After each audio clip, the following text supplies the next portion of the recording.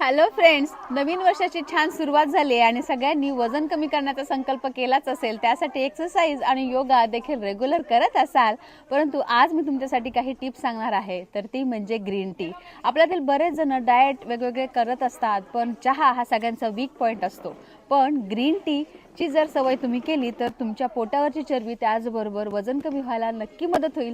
कारण green tea मध्ये भरपूर अँटीऑक्सिडंट असतात, पॉलिफेनॉल आणि फ्लेवोनाइड्स असतात, ज्यामुळे तुमचं मेटाबॉलिझम सुधारतं आणि मेटाबॉलिझम सुधारल्यामुळे तुमच्या कॅलरीज बर्न होतात.